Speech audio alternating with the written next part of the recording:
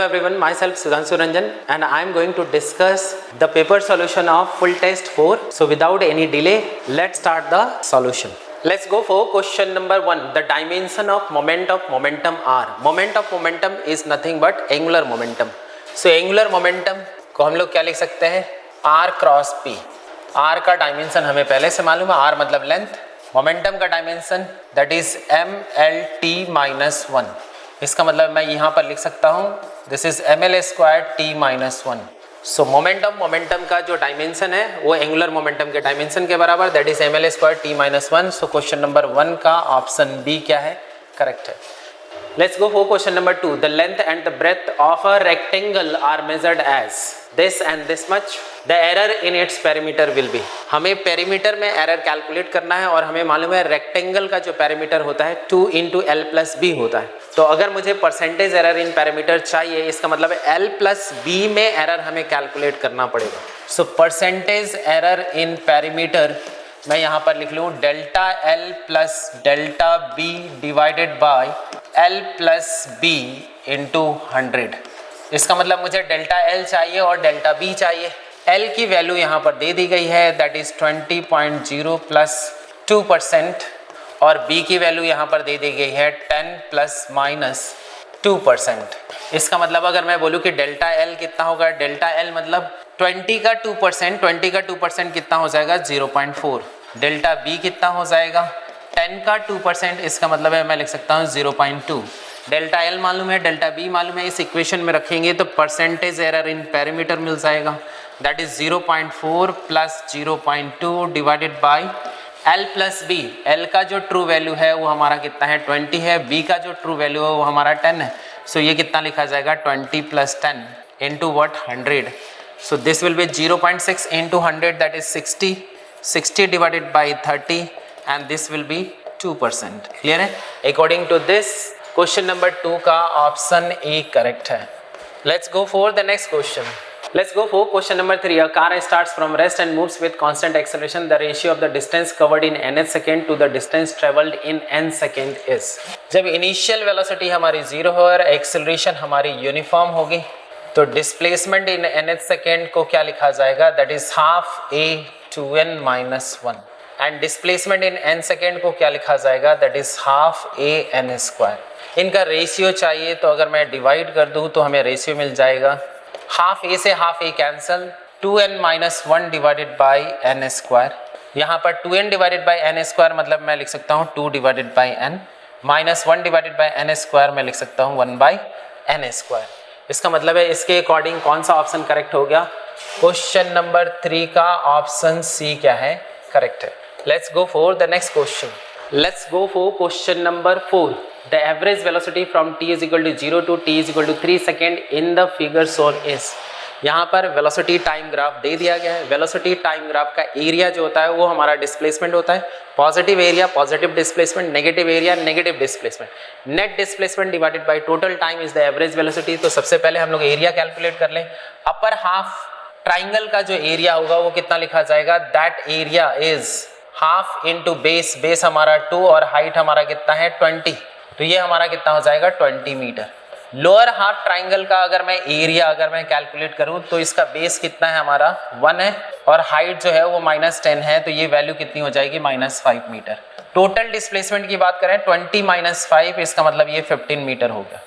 15 metre is the displacement in 3 second. So average velocity क्या लिखा जाएगा? Average velocity is equal to total displacement that is 15 metre divided by 3 second and this is 5 metre पर second. According to this which option is correct? Question number 4 का option D क्या है? Correct है. Let's go for the next question. Let's go for question number 5. A body is projected with a velocity 20 meter per second at an angle of 30 degree with the horizontal from the ground. Its initial tangential acceleration will be. कभी भी tangential acceleration calculate करना है तो हमेशा velocity के along का जो acceleration होगा उसे ही हम tangential acceleration कहेंगे. तो यहाँ पर अगर मैं बोलूँ क्वेश्चन नंबर 5 में बोला गया 20 मीटर पर सेकेंड से थ्रो किया गया हॉरिजॉन्टल से कितने एंगल पे 30 डिग्री पे. यहाँ पर जो एक्सेलरेशन है वो हमारा g होगा. अब यहाँ पर g का एक कंपोनेंट जो वेलोसिटी के अलोंग है वही हमारा टेंजेंशियल एक्सेलरेशन होगा. तो ध्यान से देखें, ये एंगल 30 डिग्री है, ये एंगल 90 डिग्री है, तो ये वाली जो एंगल होगी ये हमारी 60 डिग्री हो जाएगी।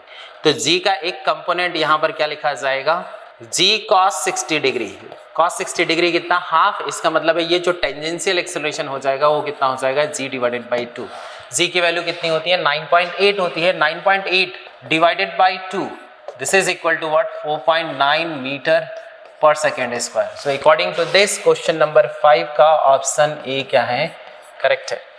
Question number 6, the block 10 kg is just touching the wall when F is equal to 100 Newton is applied as shown, then the force exerted by 10 kg block on the wall is। यहाँ पर क्या बोला गया, 10 kg block इस wall पे कितना force लगाएगा, इसका मतलब है नॉर्मल कितना डेवलप होगा। ये 10 kg का जो ब्लॉक है इस वॉल पे तभी फोर्स लगाएगा जब ये 10 kg का ब्लॉक इस डायरेक्शन में मूव करने वाली होगी। अगर ये 10 kg का ब्लॉक इस डायरेक्शन में मूव नहीं करने वाली है, इसका मतलब है इस वॉल पे कोई भी फोर्स नहीं लगेगा। तो सबसे पहले हम लोग चेक कर लें कि यहाँ पर फ्रिक्शन कितना डेवलप हो रहा है दोनों ब्लॉक की वजह से। अगर frictional force net external force से अगर बड़ी होगी, इसका मतलब है 10 kg का जो ब्लॉक है वो डिस्प्लेस नहीं होगा, और डिस्प्लेस नहीं होगा तो नॉर्मल डेवलप नहीं करेगा। तो सबसे पहले हम लोग नेट फ्रिक्शनल फोर्स कैलकुलेट कर लें। अगर मैं नेट फ्रिक्शनल फोर्स की अगर मैं बात करूं तो इस ब्लॉक की वजह से अगर मैं बोलूं तो कितना हो जाएगा, म्यू इंटू mg, मतलब यहाँ पर लिखा जा सकता है 0.4 इंटू वट 200, प्लस इसकी वजह से जो फ्रिक्शनल फोर्स हो जाएगा वो कितना हो जाएगा 0.6 इंटू वट 100। मैं यहाँ पर क्या बोल सकता हूँ, this is what 80 Newton and this is 60 Newton. इसका मतलब 140 Newton is the frictional force, और जो एक्सटर्नल फोर्स दे दिया गया है वो हमारा कितना 100 न्यूटन दे दिया गया है। इसका मतलब अगर मैं इस पूरे को एक सिंगल ब्लॉक की तरह ट्रीट कर लूँ तो थोड़ा सा ऑब्जर्व करना, इस डायरेक्शन में जो फोर्स लग रहा है दिस इज 100 न्यूटन। यहाँ पर सरफेस पे जो फ्रिक्शनल फोर्स लग रहा है, जो लिमिटिंग फ्रिक्शनल फोर्स अवेलेबल है वो कितना 140 न्यूटन। इसका मतलब है लिमिटिंग फ्रिक्शनल फोर्स की वजह से ये ब्लॉक डिस्प्लेस नहीं होगी। अगर ब्लॉक डिस्प्लेस नहीं होगी तो यहाँ पर ब्लॉक की वजह से वॉल पे कोई भी नॉर्मल डेवलप नहीं होगा। So normal will be equal to what, 0। इसका मतलब है 10 kg का ब्लॉक वॉल पे कोई भी फोर्स नहीं लगा रहा है। सो क्वेश्चन नंबर 6 का ऑप्शन डी क्या है, करेक्ट है। Question number 7, a circular disc of diameter d is rotating about its axis passing through center O with angular speed omega as shown. A transverse magnetic field B exists in the region. The potential difference between O and E. यहाँ पर point O है और यहाँ पर point E है। O और E के बीच में हमें पोटेंशियल डिफरेंस चाहिए। क्वेश्चन में क्या दे दिया गया है, एक डिस्क है यहाँ पे, इस डिस्क का जो डायमीटर है वो डायमीटर दे दिया गया है, दैट इज D। ये वाली जो पॉइंट है ये O है, ये वाली जो पॉइंट है ये हमारा पॉइंट E है, और ये जो डिस्क घूम रही है वो ओमेगा रेडियन पर सेकेंड से घूम रही है। इन दो पॉइंट के बीच का पोटेंशियल डिफरेंस, ये ध्यान से देखें, इस लाइन को एक रॉड की तरह हम लोग यहाँ पर ट्रीट कर सकते हैं। इस रॉड का जो लेंथ हो गया, अगर ध्यान से देखें, इस रॉड का जो लेंथ हो गया, ये लेंथ हमारा कितना हो गया d/2, जिसे मैं यहाँ पर रेडियस बोल सकता हूँ। ये O पॉइंट है और ये हमारा E पॉइंट है। इन दोनों के बीच का जो पोटेंशियल डिफरेंस का फॉर्मूला है that is B omega R square divided by 2। Clear है? सो B ओमेगा R के जगह पर अगर मैं बोलूं तो दैट इज d/2 का whole square divided by 2 and this will be equal to what, B omega D square divided by 8। so इन दो पॉइंट के बीच का जो पोटेंशियल डिफरेंस है वो हमारा कितना हो जाएगा, B omega D square by 8। so let's see इसका जो ऑप्शन है वो ऑप्शन क्या दिया हुआ है। so क्वेश्चन नंबर 7 का ऑप्शन ए करेक्ट है। let's go for the next question। Question number 8 की अगर मैं बात करूं तो क्वेश्चन नंबर 8 में क्या बोला गया, a block of mass m is lowered with the help of a string with an acceleration, the power delivered by the tension is। हमें पावर कैलकुलेट करना है तो पावर का फॉर्मूला हम सभी को मालूम है, पावर इज इक्वल टू क्या लिख सकते हैं, F.V। अब थोड़ा सा ऑब्जर्व करना, पावर डेवलप्ड बाय टेंशन की बात की गई है तो टेंशन का डायरेक्शन ऊपर है, वेलोसिटी का डायरेक्शन नीचे है, तो मैं यहाँ पर बोल सकता हूँ that is TV cos 180 degree. इसका मतलब मैं बोल सकता हूँ this is -T into V। अब यहाँ पर अगर मैं टेंशन कैलकुलेट करूँ तो पावर आसानी से कैलकुलेट किया जा सकता है। फ्री बॉडी डायग्राम के अकॉर्डिंग ध्यान से देखें, इस ब्लॉक पे नीचे एक फोर्स लग रहा है दैट फोर्स इज mg, ऊपर की ओर एक फोर्स लग रहा है दैट इज टेंशन। एक्सेलरेशन का डायरेक्शन डाउनवर्ड है, डाउनवर्ड है इसका मतलब mg टेंशन से बड़ा है, तो मैं यहाँ पर लिख सकता हूँ mg minus tension is equal to what, mass into acceleration. So minus T is equal to, मैं यहाँ पर लिख सकता हूँ ma माइनस mg। इस माइनस टी की वैल्यू यहाँ पर रख दें तो हमें पावर मिल जाएगा। इस माइनस टी की वैल्यू यहाँ पर रख लें तो यहाँ पर क्या हो जाएगा, ma minus g into what v। So power की ये वैल्यू हो गई। So according to this which option is correct, question number 8 का ऑप्शन डी क्या है, करेक्ट है। Let's go for the next question. Let's go for question number 9. A body suspended with a string of length L is imparted a velocity v is equal to under root 8 gl, then velocity at the topmost point of the vertical circle will be। Question number 9 की अगर मैं बात करूं तो मैं यहाँ पर बोल सकता हूँ कि ये क्वेश्चन वर्टिकल सर्कुलर मोशन से रिलेटेड है। यहाँ पर जो वेलोसिटी दे दी गई है that velocity is v under root 8 gl। थोड़ा सा यहाँ पर समझने का कोशिश कीजिए कि मान लिया जाए यहाँ पर अगर वेलोसिटी कुछ इस तरीके से दी गई है, velocity is equal to under root X, तो 90 डिग्री के बाद जो वेलोसिटी हो जाती है that is under root X minus 2gl, और फर्दर 90 डिग्री के बाद जो वेलोसिटी हो जाएगी that velocity will be under root X minus 4gl। Clear है? लेकिन ये तब होगी जब complete vertical circular motion possible होगा। अगर यहाँ पर कंप्लीट वर्टिकल सर्कुलर मोशन है तो ये पॉसिबिलिटीज होगी, और कंप्लीट वर्टिकल सर्कुलर मोशन के लिए लोअर मोस्ट पॉइंट पे अंडर रूट 5gl होनी चाहिए मिनिमम वेलोसिटी, या इससे ज़्यादा होगी तो वर्टिकल सर्कुलर मोशन कंप्लीट करेगी। तो अगर मैं बोलूँ कि टॉप मोस्ट पॉइंट पे यहाँ पर वेलोसिटी कितनी होगी, यहाँ पर वेलोसिटी अंडर रूट 8gl है, तो टॉप मोस्ट पॉइंट पे under root X minus 4gl, इसका मतलब मैं लिख सकता हूँ टॉप मोस्ट पॉइंट पे जो वेलोसिटी होगी under root 8gl minus what 4gl।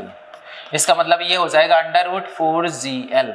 इस अंडर रूट 4gl को मैं यहाँ पर बोल दूँ कि this is velocity at the top most point that is v0। So v0 is equal to under root 4gl को मैं लिख सकता हूँ under root 8gl divided by 2 से ऊपर नीचे हमने मल्टीप्लाई कर दिया। अंडर रूट 8gl तो हमारा v है, so v divided by under root 2। इसका मतलब है टॉप मोस्ट पॉइंट पे जो वेलोसिटी होगी वो कितनी हो जाएगी, v divided by root 2। So question number 9 का ऑप्शन बी क्या है, करेक्ट है। Let's go for the next question. Let's go for question number 10। In an AC circuit the applied potential difference and the current flowing are given by. यहाँ पर potential दे दिया गया है, current भी दे दिया गया है, और आपसे बोला गया average power consumption is equal to, average power का जो फॉर्मूला होता है that is VRMS into IRMS into cos phi, and phi is the phase difference in between voltage and the current. Phase difference यहाँ पर कितना है, ध्यान से देखें, π/2 है। अगर मैं यहाँ पर π/2 रख लूँ तो cos π/2 इज इक्वल टू 0, इसका मतलब एवरेज पावर हमारा कितना हो जाएगा, 0। According to this question number 10 का ऑप्शन ए क्या है, करेक्ट है। Let's go for the next question. Let's go for question number 11. A hollow spherical cell rolls on a table. Ratio of the translational kinetic energy to rotational kinetic energy is। Translational and rotational kinetic energy का जो ratio होता है, translational kinetic energy होती है half mv² and rotational kinetic energy होती है gamma into half mv²। Half mv² से half mv² cancel, इसका मतलब 1 डिवाइडेड बाई गामा। तो आपके दिमाग में ये आएगा ये गामा क्या है। गामा अगर मैं बोलूँ तो ये गामा हम डिसाइड करते हैं मोमेंट ऑफ इनर्शिया से। अगर मान लिया जाए मोमेंट ऑफ इनर्शिया किसी भी रोलिंग ऑब्जेक्ट का mr²/2 है, तो यहाँ पर जो गामा की वैल्यू है दैट इज हाफ। अगर होलो स्फीयर है तो मोमेंट ऑफ इनर्शिया जो होगी that will be equal to what, 2/3 mr²। तो यहाँ पर जो गामा की वैल्यू है वो हमारी 2/3 है। अगर सॉलिड स्फीयर होता है तो 2/5 mr² होता है, इसका मतलब है गामा की वैल्यू होती है 2/5। यहाँ होलो स्फीयर है, इसका मतलब है गामा की वैल्यू कितनी हो जाएगी, 2/3 हो जाएगी। तो गामा की वैल्यू अगर मैं 2/3 रखूं तो ये हो जाएगा 3 divided by 2 and this is equal to 1.5। So according to this which option is correct, question number 11 का बी क्या है, करेक्ट है। Let's go for the next question. Our disk is rotating with kinetic energy K. Now another identical disk is gently placed on it so that they are coupled and rotate together. The final kinetic energy of the combined disk will be। Question number 12 की बात करें तो एक disc यहाँ पे है, एक disc यहाँ पर है। इन दोनों का जो एक्सिस ऑफ रोटेशन है वो हमारा कॉमन है।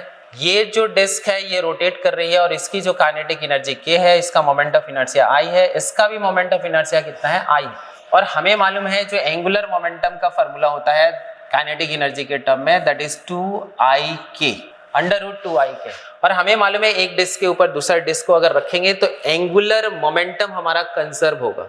एंगुलर मोमेंटम अगर कंजर्व होगा तो मैं बोल सकता हूं कि initial angular momentum is equal to what, final angular momentum. Initial angular momentum हमारा 2i के √2i के, जिसे यहां पर k ही रख लें, और फाइनल एंगुलर मोमेंटम को लिखा जाएगा 2i final into k final. तो अगर दोनों डिस्क एक साथ एक ही एक्सिस के अबाउट रोटेट कर रही है तो नेट मोमेंट ऑफ इनर्शिया कितनी हो जाएगी, i plus I, that is 2i।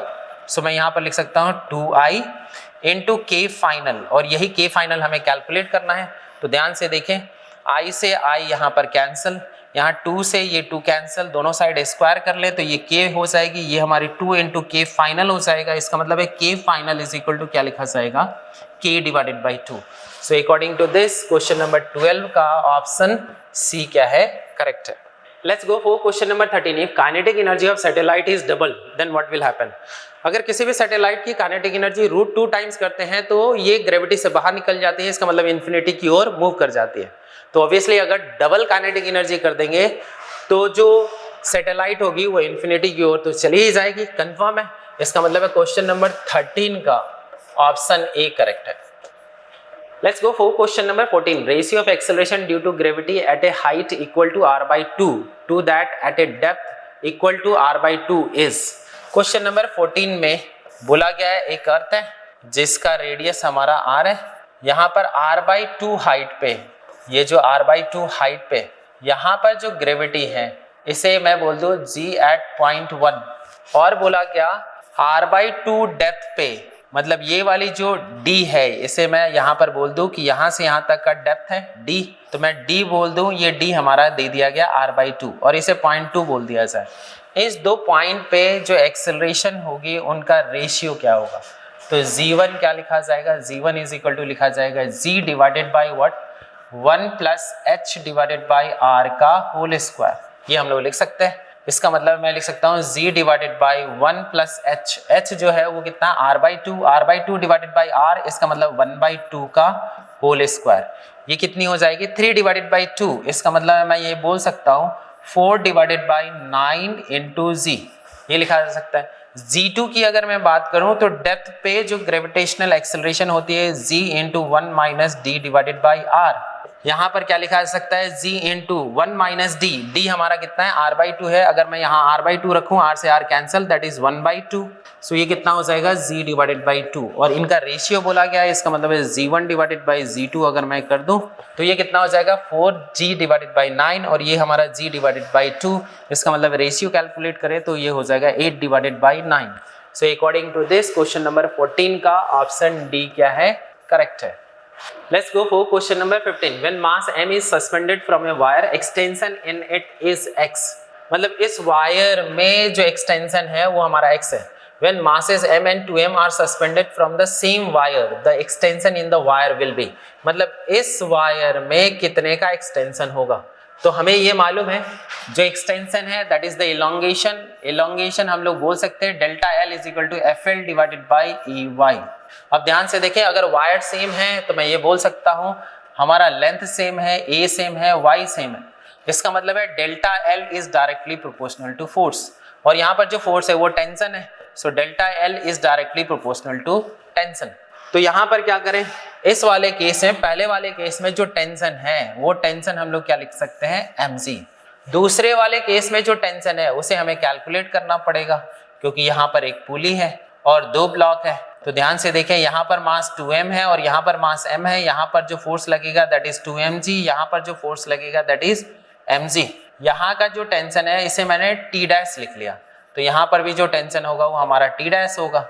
यहाँ पर जो टेंशन का एक फार्मूला है जो मैं अक्सर बोलता हूँ, जब भी 2 ब्लॉक सिस्टम है इस तरीके से, तो टेंशन निकालने का तरीका एक पे लगने वाला फोर्स इंटू दूसरे का mass that is 2mg into m, plus दूसरे पे लगने वाला फोर्स इंटू पहले का मास, सो mg इंटू 2m, सो यहाँ पर लिखा जा सकता है 2mg into m divided by total mass that is 3m। सो ध्यान से देखें, m से m कैंसिल हो जाएगा, this is 4mg divided by 3। अब आपसे ये बोला गया इलोंगेशन कितना होगा, तो जब टेंशन हमारा mg था, जब टेंशन हमारा mg था तो इलोंगेशन हमारा x था। हमसे बोला गया जब टेंशन हमारा 4mg/3 है तो इलॉन्गेशन कितना होगा, तो टी डैश मैं यहाँ पर लिख सकता हूँ T dash divided by T is equal to, हमें एक्स डैश पता करना है, सो एक्स डैश यहाँ पर tension is directly proportional to elongation, so X dash divided by X लिखा जा सकता है। इसका मतलब मैं यहाँ पर बोलूँ कि एक्स डैश कितना होगा, so this is T dash divided by T into X. इसका मतलब है टी डैश जो है that is 4mg divided by 3, T हमारा कितना है mg है इंटू एक्स, mg से mg कैंसिल, इसका मतलब मैं बोल सकता हूँ 4x divided by 3। So this much elongation will be there in the wire given in figure 2। Clear है? सो क्वेश्चन नंबर 15 का ऑप्शन डी करेक्ट है। Let's go for the next question. Let's go for question number 16. A particle of mass m is released from a height h is equal to 2r as shown, then made to describe a circle of radius r, assuming surfaces to be frictionless. Choose the correct statement. आप लोगों ने option देखा होगा, मुझे भी option मालूम है। यहाँ पर बोला गया है कि अगर h is equal to 2r height पे इस ब्लॉक को रिलीज करते हैं तो बताइए ये ब्लॉक क्या करने वाली है, क्या ये कंप्लीट वर्टिकल सर्कुलर मोशन करने वाली है, क्या ये सी पॉइंट पे पहुंचने वाली है, क्या ये बी पॉइंट पर पहुंचकर रुक जाएगी या फिर वापस आ जाएगी, या बी और सी के बीच में ये सर्कल को छोड़ देगी, ये ऑप्शन में दिया गया है।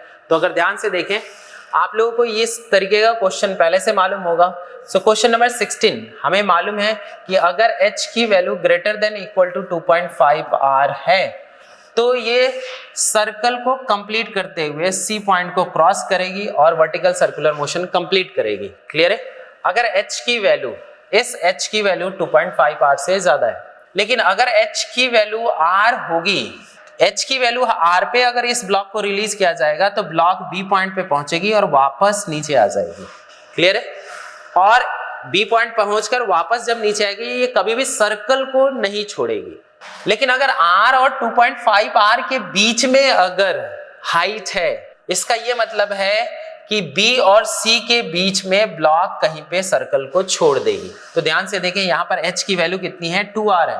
अगर 2.5 r से ज्यादा होता तो सी पॉइंट को क्रॉस करती और वर्टिकल सर्कुलर मोशन कंप्लीट करती। अगर r के बराबर होता है बी पॉइंट पे पहुंचती वापस नीचे आ जाती, लेकिन ये 2r है, r और 2.5 r के बीच में है, इसका मतलब b और c पॉइंट के बीच में ये सर्कल को छोड़ देगी। सो अकॉर्डिंग टू दिस कौन सा ऑप्शन करेक्ट है? It will lose the contact between b and c। So question number 16 का ऑप्शन c क्या है? करेक्ट है। Let's go for question number 17. When the valve V is opened, the tank, option दिया हुआ है, option A दिया हुआ है starts moving forward, option B दिया हुआ है starts moving backward, सी दिया हुआ है remains at rest and D दिया हुआ है cannot be predicted। यहाँ पर एक कंटेनर दिया हुआ है और यहाँ पर एक वाल्व है।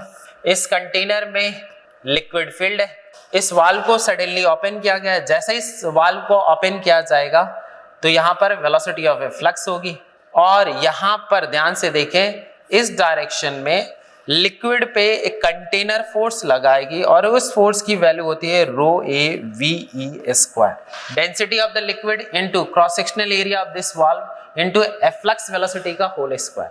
अगर कंटेनर लिक्विड पे फोर्स इस डायरेक्शन में लगा रही है तो लिक्विड कंटेनर पे इस डायरेक्शन में फोर्स लगाएगी। Every action has equal and opposite reaction, तो लिक्विड कंटेनर पे उतना ही अमाउंट ऑफ फोर्स इस डायरेक्शन में लगाएगी। अगर ये इस डायरेक्शन में लिक्विड कंटेनर पे फोर्स लगा रही है, इसका मतलब है कंटेनर इस डायरेक्शन में मूव करना शुरू करेगी। तो क्या है? Starts moving backward. Question number 17 का ऑप्शन बी क्या है? करेक्ट है। Let's go for question number 18। The pressure inside two soft bubbles are 1.03 atm and 1.05 atm। The ratio of their surface energies is. तो सबसे पहले हम pressure inside the soft bubbles की बात कर लें। अगर मैं सॉफ्ट बबल्स की बात कर रहा हूं तो हमें मालूम है इनसाइड द सॉफ्ट बबल्स जो प्रेशर होती है वो होती है atmospheric pressure plus 4s divided by r।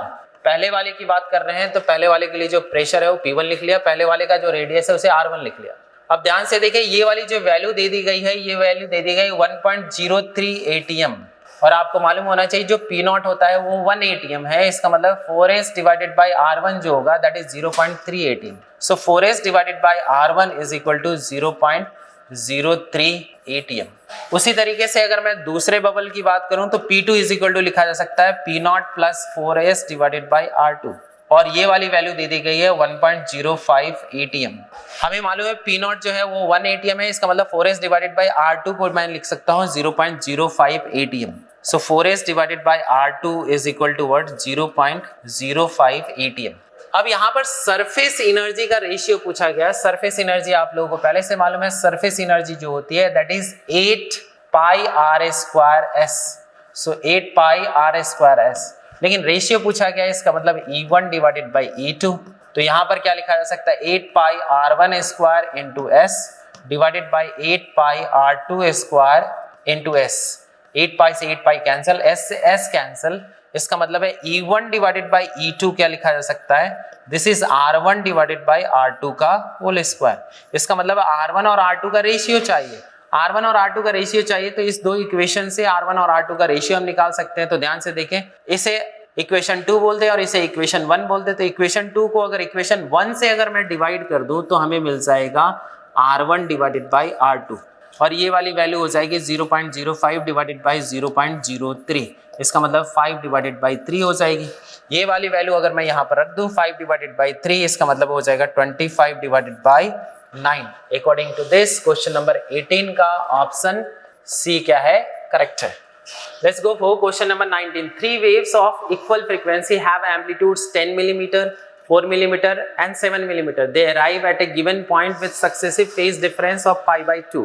The amplitude of the resulting wave after superposition. Question number 19 superposition of wave से related है। यहाँ पर बोला गया जो पहला वेव है उसका एम्पलीट्यूड हमारा 10 मिलीमीटर है और जो दूसरा वेव है उसका एम्पलीट्यूड 4 मिलीमीटर है। इन दोनों के बीच का जो फेज डिफरेंस है वो 90 डिग्री बोल दिया गया, और जो तीसरा वेव है उसका जो एम्पलीट्यूड है वो 7 मिलीमीटर है।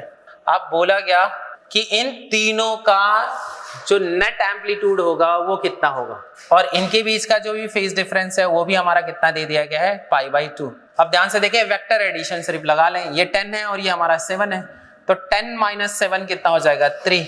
इसका मतलब है यहाँ पर ध्यान से देखें 3 मिलीमीटर और ये हमारा 4 मिलीमीटर। नेट एम्पलीट्यूड क्या होगा, वेक्टर एडिशन, तो ध्यान से देखेंगे ये हमारा कितना हो जाएगा, √3 स्क्वायर प्लस 4 स्क्वायर, इसका मतलब ये हो जाएगा हमारा 5 millimetre. According to this question number 19 का ऑप्शन ए करेक्ट है। Let's go for question number 20. Ratio of the kinetic energy of a hydrogen molecule to that of an oxygen molecule at the same temperature. हमें मालूम है जो kinetic energy होती है that kinetic energy is equal to what 3/2 kT where K is the Boltzmann constant। ये हमारा constant है, इसका मतलब है kinetic energy is directly proportional to temperature, absolute temperature। यहाँ पर बोला गया है दोनों जो मॉलिक्यूल हैं, hydrogen molecule and oxygen molecule, दोनों का टेम्परेचर अगर सेम है तो दोनों की काइनेटिक एनर्जी सेम होगी, और काइनेटिक एनर्जी सेम होगी तो दोनों की काइनेटिक एनर्जी का रेशियो भी 1:1 होगा। सो क्वेश्चन नंबर 20 का ऑप्शन ए क्या है, करेक्ट है। Let's go for question number 21. The phase difference between 2 points at half the amplitude position on either side of the mean position in SHM cannot be. Question number 21 SHM से related है। ध्यान से देखें, ये अगर मान लिया जाए ये हमारा मीन पोजीशन है, ये पॉजिटिव एक्सट्रीम पोजीशन है, ये हमारा नेगेटिव एक्सट्रीम पोजीशन है। अब बोला गया दोनों साइड, मीन पोजीशन के दोनों साइड हाफ एम्पलीट्यूड पे है, मतलब यहाँ पर a/2 और यहाँ पर -a/2 के बीच में जो फेज डिफरेंस होगा वो कितना होगा। तो अगर कोई पार्टिकल a/2 पे है तो मैं ये बोल सकता हूँ कि ये वाली पार्टिकल a/2 पे है तो ये इधर भी जा सकती है और ये इधर भी जा सकती है। क्लियर है? तो a/2 पे होती है तो जो हमारा फेज होता है, एक एंगल हमारा कितना हो जाता है, 30 डिग्री हो जाता है, और दूसरा एंगल हमारा कितना हो जाता है, 150 डिग्री हो जाता है। क्लियर है? ये कैसे निकालते हैं ये आप लोगों को पहले से मालूम होगा। sin phi is equal to what, x divided by a। अब ध्यान से देखिए x की वैल्यू आप a/2 रखोगे, a/2 डिवाइडेड बाई a, इसका मतलब हाफ आ जाएगा। जब हाफ आएगा तो phi की वैल्यू 2 हो सकती है, 30 डिग्री और 150 डिग्री। उसी तरीके से अगर कोई पार्टिकल -a/2 पे है तो यहाँ पर भी 2 पॉसिबिलिटीज है, या तो पार्टिकल इधर जा रही होगी या पार्टिकल इधर जा रही होगी। अगर पार्टिकल इधर जा रही होगी तो ध्यान से देखें, यहाँ से यहाँ का -a/2 पे है तो यहाँ से यहाँ के बीच का जो एंगल होता है 30 डिग्री होता है। तो यहाँ से यहाँ गई, यहाँ से यहाँ आई, 180 डिग्री प्लस 30 डिग्री, ये हो जाएगा हमारा 210। और एक एंगल ध्यान से देखिए, अगर ये वाली यहाँ से यहाँ का एंगल अगर 30 डिग्री है तो यहाँ पर या तो 0 डिग्री होगी या 360 डिग्री होगी। तो 360 माइनस 30 इसका मतलब है 330 डिग्री। तो अगर -a/2 पे है तो दो एंगल पॉसिबल है। अगर नेगेटिव डायरेक्शन में जा रही है तो 210 होगा और पॉजिटिव डायरेक्शन में जा रही है तो 330 डिग्री होगा। अब यहाँ पर इतने पॉसिबल एंगल है, इस पोजीशन के लिए ये दो पॉसिबल एंगल है, इस पोजीशन के लिए ये दो पॉसिबल एंगल है। अब इनके बीच का फेज डिफरेंस तो जल्दी से करते हैं। 30 डिग्री को 330 डिग्री के साथ डिफरेंस करो तो ये कितना आ जाता है 300 डिग्री, मतलब एक फेज डिफरेंस ये पॉसिबल है। 30 डिग्री को 210 के साथ फेज डिफरेंस करो तो ये हो जाता है 180 डिग्री, तो ये भी फेज डिफरेंस पॉसिबल है। 150 डिग्री के साथ अगर 330 का फेज डिफरेंस करें तो मैं यहाँ पर क्या बोलूँ, फिर से 180 degree.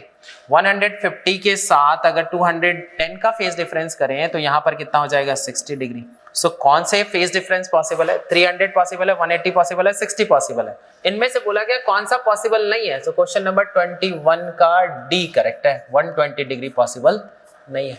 Let's go for question number 22. Two identical particles A and B are released from the position as shown in the figure in a tunnel along the diameter of the earth. The two particles will collide after a time equal to. यहाँ पर अर्थ दे दिया गया है और अर्थ में एक tunnel बना दिया गया है। ये हमारा टनल है डायमेट्रिकली, क्लियर है, और ये सेंटर है जिसे हमने यहाँ पर बोल दिया C। यहाँ पर दो पार्टिकल हैं, मान लेते हैं एक पार्टिकल यहाँ पर है, क्वेश्चन में दे दिया गया है। एक पार्टिकल, ये पार्टिकल हमारा B है और एक पार्टिकल यहाँ पर है, ये पार्टिकल हमारा A है। अब याद रखें इस पार्टिकल B को यहाँ से रिलीज किया गया है और इस पार्टिकल A को यहाँ से रिलीज किया गया है। जब टनल में हम किसी पार्टिकल को रिलीज करते हैं तो वो SHM करती है, और टनल में जो SHM करती हुई पार्टिकल है उनका जो टाइम पीरियड होता है वो होता है 2π√r डिवाइडेड बाय z। याद रखें time period is independent of position of the releasing particle, clear है। जहां पे पार्टिकल को रिलीज किया गया उस पोजीशन पे डिपेंड नहीं करती है टाइम पीरियड। टाइम पीरियड सिर्फ रेडियस ऑफ प्लैनेट पे डिपेंड करती है। तो radius of the earth is what r। अगर यहां से पार्टिकल B को रिलीज किया गया तो पार्टिकल B के लिए ये एक्सट्रीम पोजीशन है, पार्टिकल A को यहां से रिलीज किया गया है तो पार्टिकल A के लिए ये एक्सट्रीम पोजीशन है। सेंटर पे फोर्स हमारी कितनी होती है, 0 होती है। तो सेंटर पे फोर्स 0 है, इसका मतलब ये मीन पोजीशन है। तो ध्यान से देखें, इसका मतलब है पार्टिकल B अपने एक्सट्रीम पोजीशन से मीन पोजीशन पे आएगी। एक्सट्रीम पोजीशन से मीन पोजीशन पे आने में जो टाइम लगता है वो कितना लगता है, t/4। और ये पार्टिकल भी अपने एक्सट्रीम पोजीशन से मीन पोजीशन पे आएगी और एक्सट्रीम पोजीशन से मीन पोजीशन पे आने में जो टाइम लगेगा इसे भी कितना लगेगा, t/4। Time period is independent of the position of the particle in the tunnel. तो यहाँ से यहाँ तक आने में t/4, यहाँ से यहाँ तक आने में t/4। इसका मतलब है दोनों पार्टिकल को यहाँ से रिलीज किया तो ये यहाँ से यहाँ पर पहुंचेगी t/4 में, यहाँ t/4 मतलब सेम टाइम लग रहा है। तो यहाँ पर जाके कोलाइड करेगी कितने समय के बाद, t/4 टाइम के बाद। इसका मतलब मैं यहाँ पर बोल सकता हूँ जो टाइम होगा वो t/4 होगा। t/4 टाइम के बाद इसे 4 से डिवाइड कर दे तो ये कितना हो जाएगा, π/2 √r डिवाइडेड बाई c। मतलब इतने टाइम के बाद कोलाइड करेगी और कहाँ पर करेगी, सेंटर पे करेगी। So which option is correct, let's see. Option A तो करेक्ट नहीं है, ऑप्शन बी भी करेक्ट नहीं है। ऑप्शन सी की अगर मैं बात करूं तो ऑप्शन सी क्या है, π/2 √r/z एट पॉइंट सी, क्लियर है। सो क्वेश्चन नंबर 22 का ऑप्शन सी करेक्ट है। Let's go for question number 23। Figure shows a snapshot of a transverse wave at an instant. The wave is traveling in positive x direction. At this instant, the particle at A is moving. सबसे पहले wave में किसी भी particle की velocity अगर पता करनी है तो वेलोसिटी ऑफ पार्टिकल का जो फॉर्मूला है वो उस पे हमें नजर जाना चाहिए। Velocity of particle is equal to minus velocity of wave into slope. तो ध्यान से देखिए, अगर मैं ए पार्टिकल के स्लोप की बात करूं तो स्लोप हमारा नेगेटिव है और velocity of wave positive x direction में, मतलब वेलोसिटी ऑफ वेव पॉजिटिव है, स्लोप हमारा नेगेटिव है। नेगेटिव नेगेटिव हमारा क्या हो जाएगा, ये हमारा पॉजिटिव। इसका मतलब velocity of particle positive y axis के अलोंग मूव करेगी। पॉजिटिव वाई एक्सिस के अलोंग मूव करने का मतलब अपवर्ड डायरेक्शन। इसका मतलब क्वेश्चन नंबर 23 का ऑप्शन ए क्या है, करेक्ट है। Let's go for question number 24। In question number 24, on increasing the tension of a sonometer wire by 16 Newton, its fundamental frequency is doubled. The initial tension was. आप सभी को मालूम होना चाहिए कि जो फ्रीक्वेंसी का जो फार्मूला होता है वो फ्रीक्वेंसी का फार्मूला होता है v/2l। 1/2l और वेलोसिटी को लिखा जा सकता है √t/μ। अब ध्यान से देखें, यहाँ पर वायर चेंज नहीं किया गया, सिर्फ टेंशन चेंज किया गया, इसका मतलब frequency is directly proportional to root T, ये लिखा जा सकता है। आपसे बोला गया कि अगर टेंशन 16 न्यूटन कर दिया जाता है, बढ़ा दिया जाता है, फ्रीक्वेंसी डबल हो जाती है, तो बताइए इनिशियल टेंशन कितना होगा। तो मैं यहाँ पर बोल सकता हूँ, ध्यान से देखिए, under root T initial divided by under root T final. T initial जब थी तो उस समय फ्रीक्वेंसी एफ थी, फाइनली जब टेंशन बढ़ा देगी तो फ्रीक्वेंसी डबल होगी, एफ से एफ कैंसिल, मैं दोनों साइड स्क्वायर कर लूँ तो ये कितना हो जाएगा, T initial divided by T final is equal to 1/4। और हमें मालूम है कि जो टी फाइनल है वो टी इनिशियल से 16 न्यूटन ज्यादा है, इसका मतलब है T initial divided by what, T initial plus 16 is equal to 1/4। Cross multiply कर दे तो 4t initial is equal to what, T initial plus 16, इसका मतलब मैं बोल सकता हूँ 3t initial is equal to what, 16। t initial can be written as 16 divided by 3 Newton. So according to this, question number 24 का option C correct है। Let's go for question number 25. A point charge is kept at the center of a thick metallic sphere if surface charge density at inner and outer surface is sigma 1 and sigma 2 respectively, then relation आपसे पूछा गया है कि sigma 1 और sigma 2 में क्या relation होगा। एक thick metallic sphere है, इसके सेंटर पे चार्ज Q रख दिया है, suppose point charge. So obviously यहाँ पर इसके इनर सरफेस पे जो चार्ज डेवलप होगी वो हमारी माइनस Q हो जाएगी, और इसके आउटर सरफेस पे जो चार्ज डेवलप होगी वो प्लस Q हो जाएगी, क्योंकि हमें मालूम है अगर मेटेलिक स्फीयर है इसका मतलब है net charge over the metallic sphere must be equal to 0, तो अंदर में माइनस Q है तो बाहर में कितना हो जाएगा हमारा, प्लस Q। लेकिन यहाँ पर चार्ज डेंसिटी की बात की गई है, अंदर के चार्ज डेंसिटी की जो वैल्यू है वो सिग्मा 1 है, बाहर के चार्ज डेंसिटी की जो वैल्यू है सिग्मा 2 है। सिग्मा 1 क्या लिखा जा सकता है, अंदर का रेडियस अगर मैंने बोल दिया R1, बाहर का रेडियस अगर मैंने बोल दिया R2, तो सिग्मा 1 लिखा जा सकता है Q, सिर्फ मैग्नीट्यूड की बात कर रहा हूँ, Q divided by 4 pi R1 square, और सिग्मा 2 लिखा जा सकता है Q divided by 4 pi R2 square. अब थोड़ा सा ऑब्जर्व करना, R2 बड़ी है इसलिए सिग्मा 2 छोटी होगी, इसका मतलब है sigma 1 is greater than sigma 2, ये लिखा जा सकता है। So according to this question number 25 का ऑप्शन ए करेक्ट है। Let's go for question number 26। Find the charge on the inner surface of outer conducting sphere as shown in the figure where inner conducting sphere was initially uncharged. Question में जो दिया गया है वो यहाँ पर draw कर ले। मान लिया जाए ये हमारा एक इनर स्फीयर दिया हुआ है और ये हमारा आउटर स्फीयर दिया हुआ है, इसका रेडियस आपको पता है दैट इज 2 सेंटीमीटर, इसका रेडियस भी दे दिया गया that is 6 centimetre.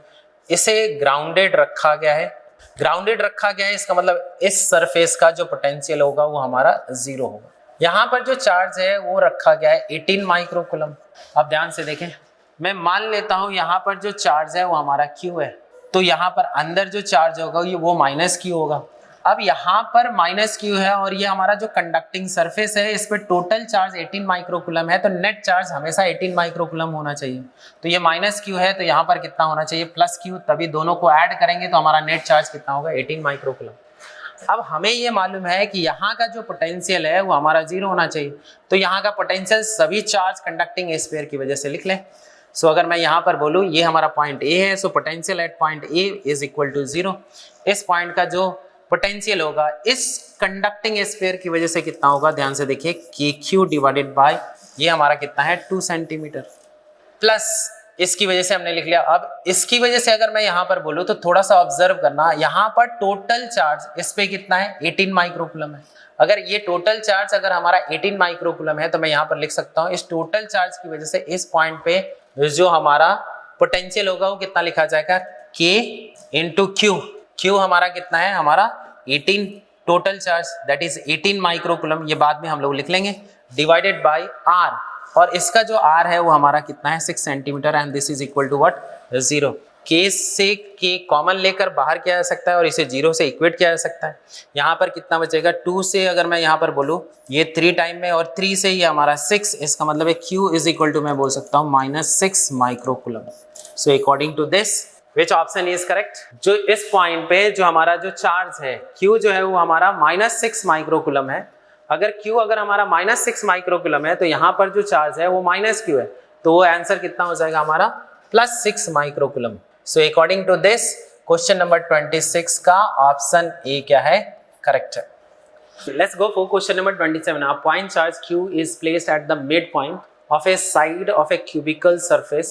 If the flux passing through the top face is phi, then the flux through the right face ABCD will be. Question number 27 की बात करें तो हमारे पास एक cubical surface है, ध्यान से देखें, एज के मिड पॉइंट पे एक चार्ज Q को रखा गया है। अब इस चार्ज Q को अगर मैं बोलूँ चार्ज Q के चारों साइड में अगर 4 क्यूब्स रखें तो ये सेंटर में आ जाएगी 4 क्यूब के।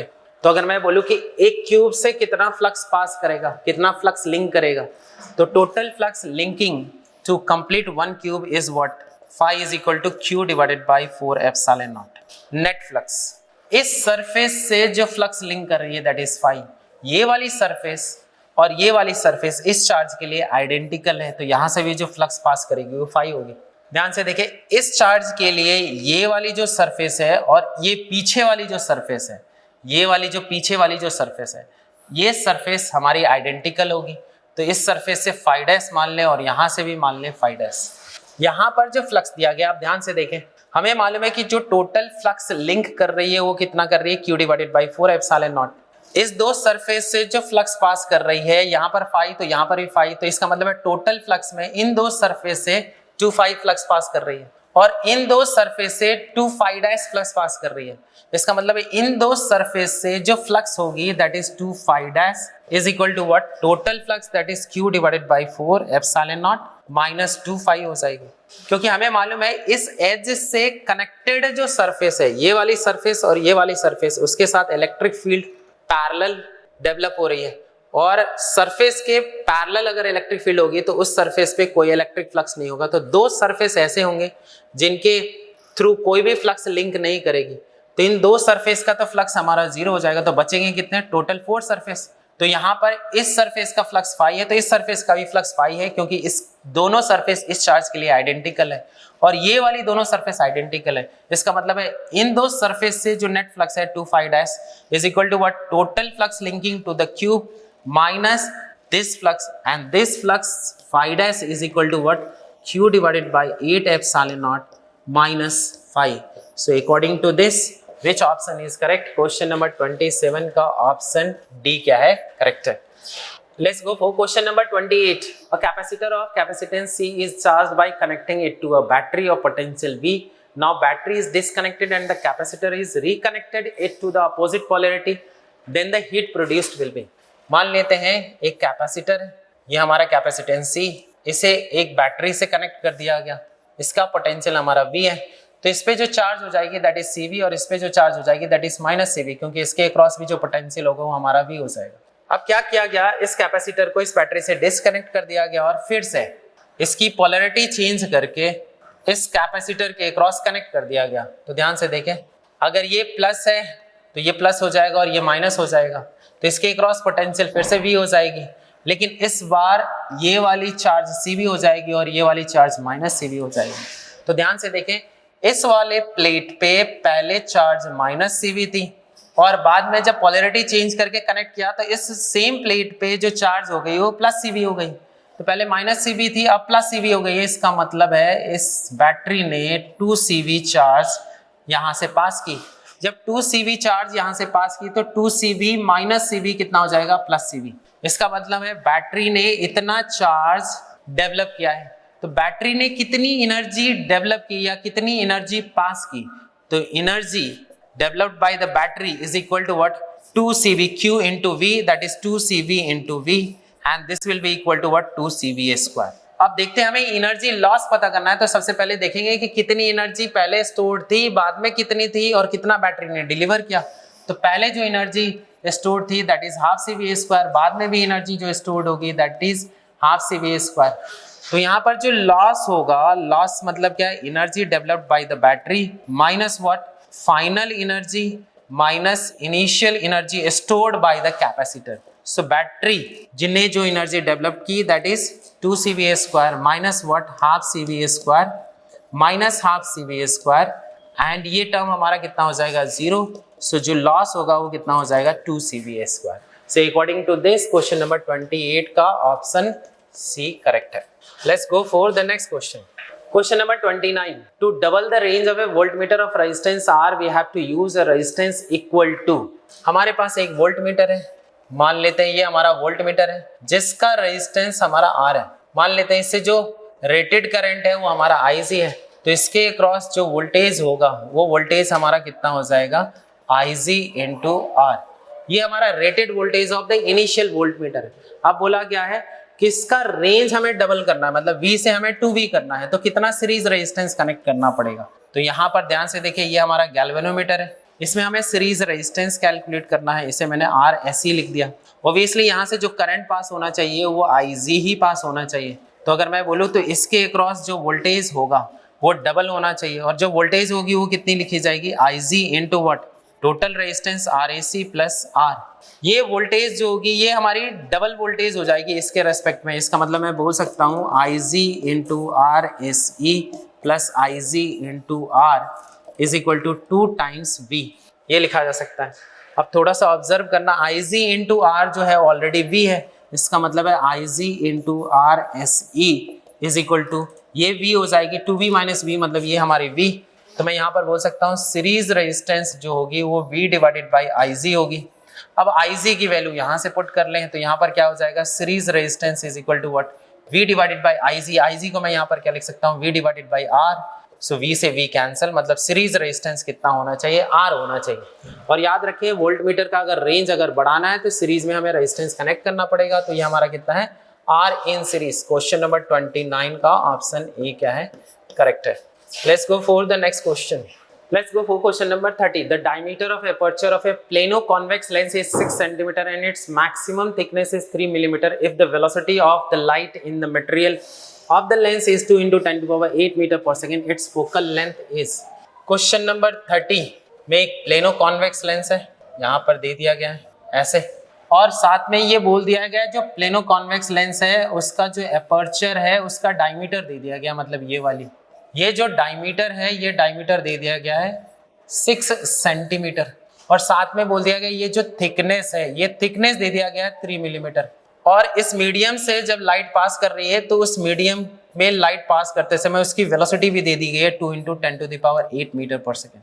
अच्छा, वेलोसिटी से हम रिफ्रैक्टिव इंडेक्स पता कर सकते हैं। Refractive index mu is equal to मैं लिख सकता हूँ C divided by V। C हमारा कितना होता है 3 into 10 to the power 8 divided by V 2 into 10 to the power 8। इसका मतलब मैं लिख सकता हूँ 1.5। अब प्लेनो कॉन्वेक्स लेंस है तो उसका फोकल लेंथ का फॉर्मूला हम लोग लिख सकते हैं 1/f is equal to mu minus 1 into 1/r1 minus 1/r2, और r1 हमारा इनफाइनाइट है इसलिए मैं डायरेक्टली लिख सकता हूँ एक टर्म तो हमारा 0 हो जाएगा डिवाइडेड बाय r2, और मैं डायरेक्टली यहाँ पर लिख रहा हूँ mu minus 1 divided by r। ये हमारा फोकल लेंथ है। इसका मतलब है फोकल लेंथ को मैं यहाँ पर लिख सकता हूँ या फोकस को मैं लिख सकता हूँ r divided by mu minus 1। इसका मतलब है रेडियस ऑफ कर्वेचर पता चल जाए, म्यू पता चल जाए तो फोकस हम कैलकुलेट कर सकते हैं। तो रेडियस ऑफ कर्वेचर यहाँ पर तो दिया नहीं गया है, तो रेडियस ऑफ कर्वेचर कैसे निकाला जाए तो थोड़ा सा ऑब्जर्व करें। यहाँ पर हमारे पास एक लेंस है, ये मान लेते हैं इसका एक सेंटर ऑफ कर्वेचर है। सेंटर ऑफ कर्वेचर से अगर मैं इस लेंस के सरफेस पे परपेंडिकुलर ड्रॉ करूँ तो ये हमारा रेडियस होगा, तो ये भी रेडियस होगा। लेकिन ये वाली जो थिकनेस है ये थिकनेस दे दी गई है 3 मिलीमीटर। 3 मिलीमीटर को मैं लिख सकता हूँ 0.3 सेंटीमीटर, और डायमीटर दिया हुआ है। इसका मतलब ये वाली जो विड्थ है, ये वाली जो रेडियस है, रेडियस ऑफ एपर्चर जो होगी वो हमारी 3 सेंटीमीटर होगी। तो मैं बोल सकता हूँ ये टोटल यहाँ से यहाँ r है तो इसे मैं लिख सकता हूँ r माइनस 0.3 सेंटीमीटर। अब ध्यान से देखिए ये हमारा राइट एंगल ट्राइंगल है। इस राइट एंगल ट्राइंगल का इस्तेमाल करके हम रेडियस कैलकुलेट कर सकते हैं। ये हाइपोटेनियस हो गया, ये बेस हो गया, और ये हमारा परपेंडिकुलर हो गया। तो मैं लिख सकता हूँ r square is equal to what r minus 0.3 का होल स्क्वायर प्लस 3 का होल स्क्वायर। इसका मतलब मैं यहाँ पर लिख सकता हूँ r square minus 0.6 r plus 0.09 plus 9, ये लिखा जा सकता है। यहाँ पर r स्क्वायर है, r स्क्वायर से r स्क्वायर यहाँ कैंसिल, यहाँ पर क्या लिखा जा सकता है 0.6 r। इसको एक साइड लेकर चले गए तो मैं यहाँ पर लिख सकता हूँ 0.6 r इज इक्वल टू 9.09। इसका मतलब है r इज इक्वल टू मैं लिख सकता हूँ 9.09 डिवाइडेड बाई 0.6। इसका कैलकुलेशन करें तो ये कितना हो जाएगा 15। इसका मतलब है 15.15 centimetre. So radius of curvature हमारा कितना हो गया 15.15 सेंटीमीटर। अगर ये 15.15 सेंटीमीटर है तो यहाँ पर पुट करते हैं 15.15, म्यू की वैल्यू कितनी है 1.5, 1.5 माइनस 1 दैट इज 0.5, 0.5 को 1/2 लिख सकते हैं। इसका मतलब फोकस इज इक्वल टू कितना हो गया 30.30 सेंटीमीटर। क्लियर है? अब थोड़ा सा ध्यान से देखें, ये तो हमने एक्चुअल में कैलकुलेट कर लिया, लेकिन जब हम लोग कैलकुलेट करते हैं तो ये वाली डिस्टेंस हम लोग कैलकुलेट करते हैं। मान लिया जाए ये फोकस है, तो ये जो फोकस है ये वाली डिस्टेंस कैलकुलेट करते हैं, तो ये वाली डिस्टेंस हमारी 0.3 सेंटीमीटर है। ये वाली टोटल डिस्टेंस आपको, ये वाली डिस्टेंस आपको पता चल गई है। ये वाली डिस्टेंस हमारी कितनी है 30.30 सेंटीमीटर, तो ये वाली डिस्टेंस हमारी कितनी हो जाएगी 30 सेंटीमीटर। क्लियर है? So according to this which option is correct? Question number 30 का ऑप्शन सी करेक्ट है। Let's go for question number 31. If in a wire both DC and AC flow at the same time, then find the effective value of current in the wire. Effective value मतलब RMS value. तो RMS current कैसे निकालते हैं? RMS current is equal to what? Under root IDC का square plus जब AC होता है तो उसका मैक्सिमम वैल्यू डिवाइडेड बाय √2 का स्क्वायर करते हैं। अब IDC कितना दे दिया गया? IDC आपका 3A दे दिया गया, तो 3 का A का स्क्वायर। I मैक्सिमम AC का मैक्सिमम वैल्यू कितना है 2A डिवाइडेड बाय √2 का होल स्क्वायर। यहाँ पर कितना हो जाएगा 9A स्क्वायर, यहाँ पर √2A का होल स्क्वायर मतलब 2A square, and this one is what √11A। ये हमारा RMS वैल्यू या फिर effective value of the current होगा। इसके अकॉर्डिंग 31 का ऑप्शन सी करेक्ट है। Let's go for question number 32. In young double slit experiment, how many bright fringes will be obtained if the distance between the slits d is equal to 10 lambda? अगर मैं यहाँ पर बोलूँ slit के बीच का separation दे दिया गया है और स्लिट के बीच का सेपरेशन कितना दे दिया गया है 10 लैम्डा। ये हमारा स्क्रीन है, स्क्रीन के सेंटर पे जो बनता है वो सेंट्रल मैक्सिमम बनता है और यहाँ पर पाथ डिफरेंस हमारा 0 होता है। इसके ऊपर हमारा लैम्डा होगा, ऊपर 2 लैम्डा होगा, 3 लैम्डा होगा एंड सो ऑन। इन्फिनिटी पे जाकर बनने वाला है पाथ डिफरेंस 10 लैम्डा। इन्फिनिटी पे पाथ डिफरेंस क्यों? क्योंकि यहाँ से एक वेव जाएगी और यहाँ से एक वेव जाएगी, तो इनफाइनाइट डिस्टेंस पे जो पाथ डिफरेंस होगा इनके बीच का जो सेपरेशन होगा उसके एग्जैक्टली बराबर होगी। तो इधर 10 लैम्डा, नीचे भी हमारा लैम्डा, 2 लैम्डा, 3 लैम्डा और 10 लैम्डा तक जाएगी। इसका मतलब मैं बोल सकता हूँ 10 लैम्डा नीचे, 10 लैम्डा ऊपर, मतलब 10 मैक्सिमा ऊपर बनेगा, 10 मैक्सिमा नीचे बनेगा और एक सेंट्रल मैक्सिमा है। इसका मतलब है टोटल ब्राइट फ्रिंजेस कितने होंगे 21, क्योंकि 21 मैक्सिमा बनने वाला है। क्लियर है? According to this question number 32 का ऑप्शन सी करेक्ट है। Let's go for question number 33. In photoelectric effect, the energy of incident photons h nu is equal to 2W, where W is the work function. Now the frequency of incident light is doubled. The maximum kinetic energy of the photoelectrons will become. यहाँ पर photon की energy दे दी गई h nu और ये किसके बराबर है 2W के बराबर है। साथ में यहाँ ये भी बोला गया वर्क फंक्शन क्या है W है। अगर यहाँ पर वर्क फंक्शन अगर W है तो मैं ये बोल सकता हूँ W प्लस W। इसका मतलब वर्क फंक्शन अगर W है तो kinetic energy, maximum kinetic energy कितनी हो गई K मैक्स इनिशियल जो है वो हमारी कितनी हो गई W हो गई। अगर बोल दिया गया फ्रीक्वेंसी डबल कर दी गई है, फ्रीक्वेंसी डबल करने का मतलब यहाँ पर लिखा जा सकता है 2h nu is equal to work function plus maximum kinetic energy. Since ध्यान से देखें 2h nu को मैं यहाँ पर क्या लिख सकता हूँ, h nu जो है वो 2W के बराबर है, जो वर्क फंक्शन है वो W के बराबर है। तो हमें मैक्सिमम काइनेटिक एनर्जी चाहिए, तो मैक्सिमम फाइनल काइनेटिक एनर्जी कितनी हो जाएगी, मैक्सिमम फाइनल काइनेटिक एनर्जी हो जाएगी 3W।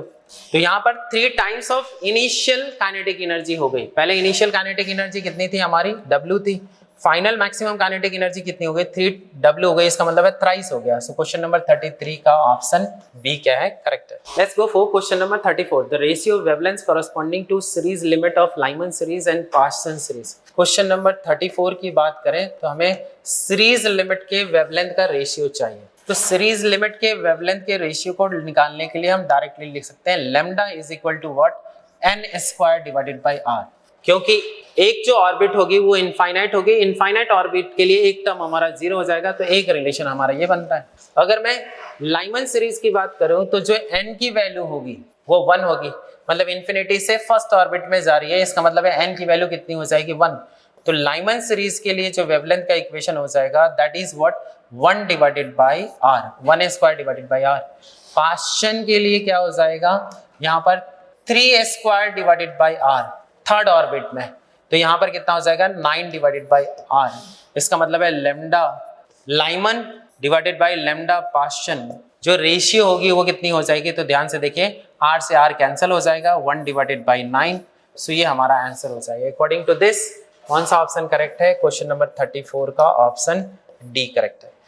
Let's go for question number 35. The rating of Zener diode in figure is equal to 20 volt. When 60 volt is applied at the input, the Zener current is nearly. Question number 35 की अगर मैं बात करूं तो यहाँ पर एक resistance है, एक Zener डायोड यहाँ पर है, एक रेजिस्टेंस हमारा यहाँ पे, ये हमारी कंप्लीट सर्किट है। यहाँ पर 60 वोल्ट अप्लाई किया गया है, यहाँ इसका जो रेटिंग है ये 20 वोल्ट है, यहाँ पर जो रेजिस्टेंस है ये 10 ओम है, यहाँ पर जो रेजिस्टेंस है ये 30 ओम है। अब थोड़ा सा ऑब्जर्व करें, ये 60 वोल्ट है, अगर ये जेनर डायोड कंडक्ट करती है तो इसके अक्रॉस का वोल्टेज कितना हो जाता है 20 वोल्ट। जब 20 वोल्ट होगा इसका मतलब इसके अक्रॉस का जो वोल्टेज होगा वो हमारा कितना हो जाएगा 40 वोल्ट। इसका मतलब है सोर्स करंट हम लोग निकाल सकते हैं, तो सोर्स करंट कितना हो जाएगा voltage divided by resistance, that is 40 divided by 30 and this is 1.33 ampere. Clear है? मतलब सोर्स से जो करंट जा रही है 1.33 एम्पियर। अब ध्यान से देखें, लेकिन 1.33 एम्पियर जब जा रही है इसका मतलब है ये कंडक्ट करेगी, ये कंडक्ट करेगी, मतलब इसके अक्रॉस का वोल्टेज हमारा 20 वोल्ट होना चाहिए। अगर 20 वोल्ट है तो इसके अक्रॉस का भी वोल्टेज 20 वोल्ट होगा क्योंकि पैरेलल है। तो यहाँ पर जो करंट होगा that is the load current, that is voltage divided by resistance and this is 2 ampere.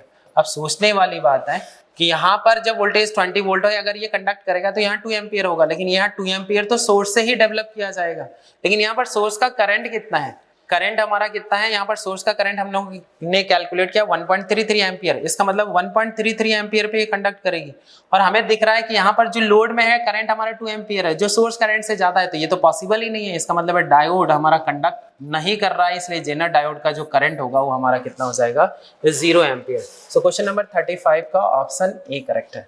Let's go for question number 36. Wavelength corresponding to maximum radiation of sun is 4800 angstrom and that of a star is 6000 angstrom. If temperature of sun surface is 6000 Kelvin, then the temperature of the star surface is what? Question number 36. Lambda T is equal to what? B. अब ध्यान से देखिए, lambda और temperature दोनों का जो product है वो हमारा कांस्टेंट होना चाहिए।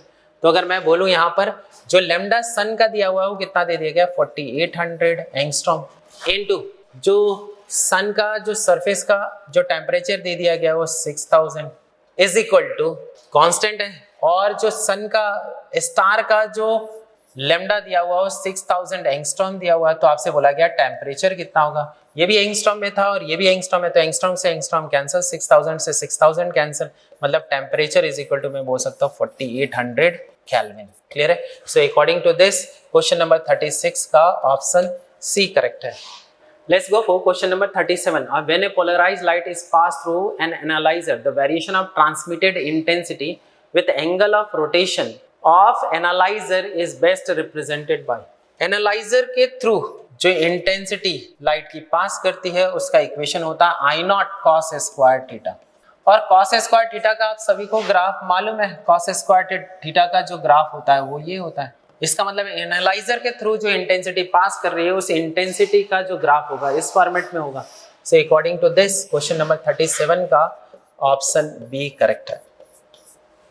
Let's go for question number 38. The ratio of intensities of two waves represented by y1 is equal to this much and y2 is equal to this much. उसका रेशियो कैलकुलेट करना है, तो हमें मालूम है इंटेंसिटी का जो रेशियो होगा वो I1 divided by I2 is equal to simply amplitude का स्क्वायर। तो मैं यहाँ पर लिख सकता हूँ 2a का square divided by what, a का स्क्वायर। इसका मतलब मैं लिख सकता हूँ 4:1। अकॉर्डिंग टू दिस 38 का ऑप्शन ए क्या है करेक्ट है। Let's go for the next question. What should be the velocity of an electron so that its momentum becomes equal to that of photon of wavelength इतना. So lambda of photon is equal to आप लिख सकते हैं h divided by p, या p is equal to मैं लिख सकता हूँ h डिवाइडेड बाई lambda। और हमें यहाँ पर मालूम है momentum of the photon is equal to momentum of the electron. इसका मतलब मैं यहाँ पर लिख सकता हूँ mass of electron into velocity. यही वेलोसिटी आपसे को कैलकुलेट करने के लिए बोला गया है। So v is equal to मैं लिख सकता हूँ h divided by lambda into mass of electron. h हमारा 6.6 into 10 to the power -34 divided by lambda की वैल्यू यहाँ पर दे दी गई है, दैट इज 5000 एंगस्ट्रॉम। 5000 मतलब 0.5 into 10 to the power -6 metre into mass of electron approximately 9 into 10 to the power -31। Approximate calculate करते हैं तो 10 टू द पावर -3 हो जाता है, ये ऊपर चली जाती है, ये कितना हो जाएगा 6.6 divided by 4.5 into what 10 to the power, ये -6 है और ये -3 है तो ये हो जाएगा 10 टू द पावर 3। ये जब कैलकुलेट करेंगे तो ये वाली वैल्यू अप्रोक्सीमेटली आती है 1.45 into 10 to the power 3 metre पर सेकेंड। 1.45 3 मीटर पर सेकेंड, इसका मतलब मैं बोल सकता हूँ 1.45 किलोमीटर पर सेकेंड। ये हमारा आंसर हो जाएगा। According to this which option is correct? So ध्यान से देखते हैं तो क्वेश्चन नंबर 39 का ऑप्शन डी करेक्ट है। Let's go for the next question. Let's go for question number 40. Consider the nuclear reaction. If the binding energy per nucleon for X, A and B are respectively, then the amount of energy released. The amount of energy released is what? Binding energy of the reactant minus binding energy of the product. तो directly हम लोग calculate कर सकते हैं। तो यहाँ पर कितना हो जाएगा 200 into what 7.4 minus 110 into 8.2 minus 90 into 8.2। आप इसे कैलकुलेट जब करेंगे तो ये वैल्यू अप्रॉक्सीमेटली आपको आएगी 160 मेगा इलेक्ट्रॉन वोल्ट। क्लियर है? सो अकॉर्डिंग टू दिस ध्यान से देखिए क्वेश्चन नंबर 40 का ऑप्शन बी क्या है? करेक्ट है।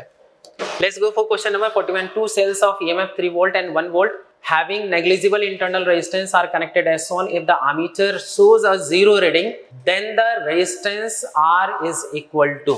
आपसे पूछा गया है कि R की वैल्यू कितनी होगी अगर आमीटर कोई डिफ्लेक्शन शो नहीं कर रहा है। यहाँ पर इसका सर्किट डायग्राम बना ले। क्वेश्चन नंबर 41 क्या है? यहाँ पर हमारा 3 वोल्ट है, यहाँ पर जो रेजिस्टेंस है दिस इज 30 ओम, यहाँ पर एक रेजिस्टेंस है दिस इज R, यहाँ पर एक आमीटर दिया गया है और यहाँ पर एक वोल्टेज सोर्स दिया गया है दैट इज 1 वोल्ट और ये हमारा 3 वोल्ट है।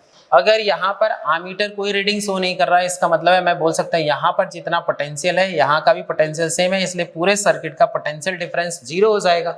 जब पूरे सर्किट का पोटेंशियल डिफरेंस 0 हो जाएगा इसका मतलब इसमें कोई करंट पास नहीं करेगा। तो मैं ये बोल सकता हूँ यहाँ पर जो वोल्टेज होगा वो कितना होगा 1 वोल्ट होगा। अब देखकर बताना, यहाँ पर 3 वोल्ट है, यहाँ पर 1 वोल्ट है, तो इसके अक्रॉस का जो वोल्टेज हो जाएगा वो हमारा कितना हो जाएगा 2 वोल्ट हो जाएगा। क्लियर है? पूरे सर्किट में नेट पोटेंशियल डिफरेंस हमारा क्या होना चाहिए 0 होना चाहिए। तो ऑब्वियसली यहाँ पर कितना हो जाएगा 2 वोल्ट। यहाँ से जो करंट पास होगी ये करंट हम लोग निकाल सकते हैं। I इज इक्वल टू कितना लिखा जाए? ध्यान से देखो voltage divided by resistance that is 2 divided by 30 and this is 1 divided by 15 ampere. अब ध्यान से देखें ये 1/15 एम्पियर यहाँ से करंट जा रही है, इधर से कोई करंट पास नहीं कर रहा, मतलब 1/15 एम्पियर करंट यहाँ से पास कर जाएगी। तो यहाँ पर जो वोल्टेज होगा वो क्या लिखा जाएगा? This current into resistance is equal to 1 volt. तो करंट हमारा 1/15 है, रेजिस्टेंस हमारा R है और ये किसके बराबर हो जाएगा 1 वोल्ट के बराबर। So resistance is equal to how much 15 ohm. According to this which option is correct? Question number 41 का ऑप्शन बी क्या है? करेक्ट है। Let's go for question number 42. A person can see objects only at distance greater than 40 centimeter. He is advised to use lens of power. Power निकालना है तो सबसे पहले हम लोग फोकस कैलकुलेट कर लें या फोकल लेंथ कैलकुलेट कर लें। तो फोकस कैलकुलेट करने के लिए हमें सबसे पहले मालूम है जो मिनिमम डिस्टेंस होती है वो कितनी हो जाती है हमारी 25 सेंटीमीटर। क्लियर है? 25 सेंटीमीटर। तो ध्यान से देखें U की वैल्यू हमारी कितनी होगी -25 सेंटीमीटर और जो V की वैल्यू हो गई है वो हमारी कितनी हो गई -40 सेंटीमीटर। क्लियर है? तो यहाँ पर फोकस लेंस की अगर मैं बात करूँ तो फोकस का formula UV divided by U minus V लिख सकते हैं। U हमारे कितनी है -25, V कितनी है -40 divided by U minus V that is -25 plus what 40। ये हमारा पॉजिटिव हो जाएगा, इसका मतलब है 25 इंटू 40 डिवाइडेड बाई व्हाट 15। तो मैं यहाँ पर क्या लिख सकता हूँ 5 से 3 टाइम में कैंसिल, ये 5 से 5 टाइम में कैंसिल, मतलब 200 डिवाइडेड बाई 3 सेंटीमीटर। इसका मतलब है मीटर में लिख लें 2/3 मीटर। अगर फोकस हमें पता चल गया तो पावर भी हम लोग कैलकुलेट कर सकते हैं 1 डिवाइडेड बाई एफ। तो ये कितना हो जाएगा 3/2। 3/2 मतलब 1.5 डायोप्टर। क्लियर है? According to this which option is correct? Question number 42 का ऑप्शन सी करेक्ट है। Let's go for question number 43. If the electric field vector of an electromagnetic wave oscillates with an amplitude 18 volt per meter, then the magnetic field vector will oscillate with an amplitude हमें पहले से मालूम है जो E होता है वो किसके बराबर, B इंटू सी के बराबर होता है। इसका मतलब मैग्नेटिक फील्ड लिखा जाएगा E डिवाइडेड बाई सी। ये हमारा 18 है, C हमारा कितना हो जाएगा 3 इंटू 10 टू द पावर 8। इसका मतलब मैं लिख सकता हूँ 6 into 10 to the power -8। Clear है? ये मैग्नेटिक फील्ड का एम्पलीट्यूड होगा। इसकी यूनिट क्या हो गई हमारी, tesla. So according to this which option is correct? यहाँ पर क्वेश्चन नंबर 43 का ऑप्शन डी क्या है, करेक्ट है। Let's go for the next question. That is question number 44. Choose the incorrect statement. Thermal radiations are electromagnetic waves. हाँ, all the radiations are electromagnetic waves. All bodies emit thermal radiation greater than or equal to 0 Kelvin. इसका मतलब है second option भी correct है। Thermal radiations are not reflected from the mirror. All radiations are electromagnetic wave. अगर electromagnetic wave है तो reflection भी होगा। इसका मतलब है ये हमारा इनकरेक्ट स्टेटमेंट है। सो क्वेश्चन नंबर 44 का सी हमारा क्या है, इनकरेक्ट स्टेटमेंट है। Question number 45 match the column का क्वेश्चन है, तो थोड़ा सा यहाँ पर ऑब्जर्व करें।